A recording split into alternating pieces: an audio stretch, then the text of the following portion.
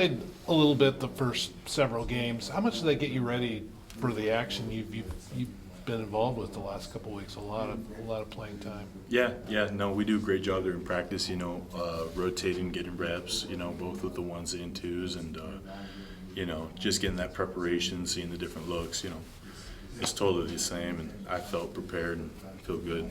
Yeah. The obviously snaps were a little bit of an issue at Nevada. How much of that was just getting you and Giovanni kind of comfortable together? I mean, it wasn't like they were way off. They were just No, a bit different. I guess. Yeah. Honestly, we had that one bad one under center, and that was just kind of a deal where, stuff happens. It's football. You never know what's going to happen, and something just went off that one snap, and then later in the game you get a little tired and you start breathing a little heavier, and so the snaps may get a little farther. But I feel good about snaps. I know Gundy. I heard him talking about it. Every time we come out from play, we're getting snaps before going in and making sure those are clean and feeling good. So yeah. What does playing here at home at Oregon State mean to you personally? Oh, it's awesome, man. The fan base is great. We have a really good fan base here at OSU, and the fans always get into it, and it's awesome seeing the orange and black out there. Yeah. Is there a favorite moment you have here at home?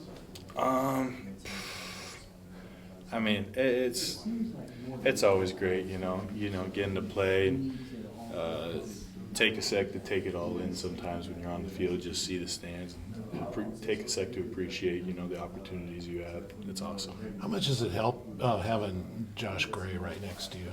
Oh, it's awesome. Josh is a veteran guy, and he really knows what he's doing. He's a leader, and so it's awesome getting to play next to him. I mean, are there things he's maybe said to you as you're going up to the line of scrimmage, or while you're there, that might just help you? I mean, help you out a little bit. I mean, it's no different than practice. It really is. A game that compared to practice, we make practice hard, so the games are easy, and nothing really changed depending on that. Maybe before we're going into a game, we'll say a little something to each other, just one last reminder.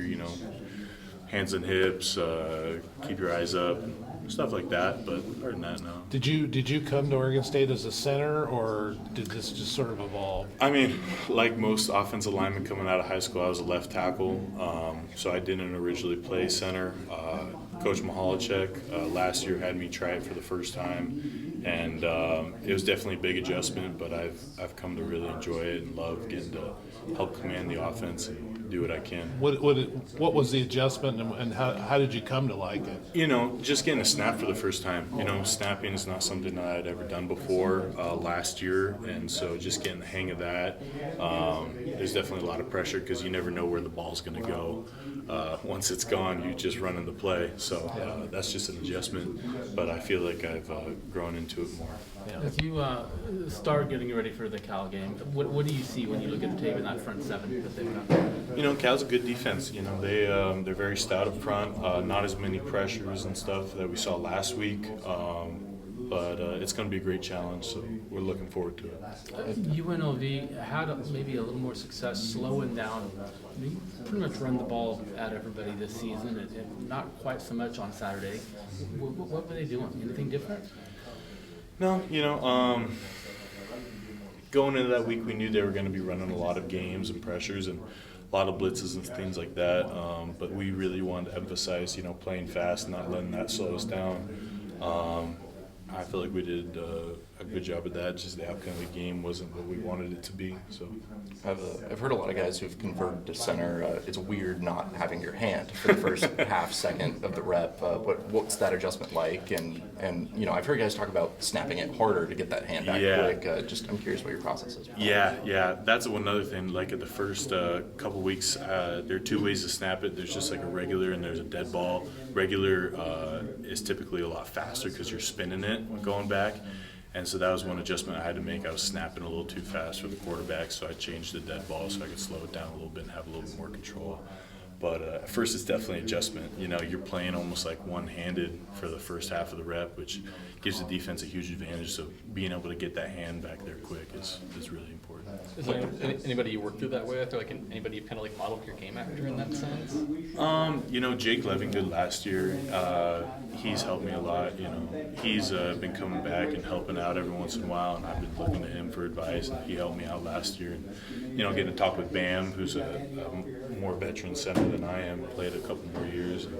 And, he's been great too, just helping me out, and giving advice, and so we just feed off each other and continue to grow. Are there any professional centers you see as like the gold standard? I mean, I've watched a lot of Jason Kelsey. He's really good and effective at using his inside hand for leverage and just getting strong with it and taking defenders where he wants them to go. So that's something I really enjoy watching, and just watching him pull around and make open field blocks. It's really inspirational. I always liked Alex Mack on the brim. Yeah. So, direct snap or out of the gun, what do you like? What's easier, or what's the difference for you? You know, there's not a huge. You get to a point in the game where, you know, you don't even have to think about snaps. You just worry about the blocks. When you can do that, you can play faster, and that's the key. Me personally, I like just being under center a little more, just because, you know the quarterback's there. You can feel the ball through, and then you could just go do whatever. So, yeah. We'll go last question. You mentioned the difference in what you saw last week versus now what you see this week, Cal, with pressure. How does that change for you as a center? Does that kind of change your responsibilities in calling out protections? Is it just kind of what you're seeing along the front seven film study? Like, how does that kind of change from a team that likes to blitz and pressure a lot more versus a team that can get home with four rushers? Yeah. You know, as center, you're still identifying everything. Yeah. Every play, you're going up to the line of scrimmage and you're identifying the front, who we're working to. And you still got to be aware of any pressures, you know, linebackers, what you're seeing from them, and the D-line, any keys like that. So you're still identifying everything. Is it a little bit more simplified than last week? Maybe, just because you know they're not going to be running so many wheel X's and things of that nature. But, yeah, it's still the same process as any other game. So.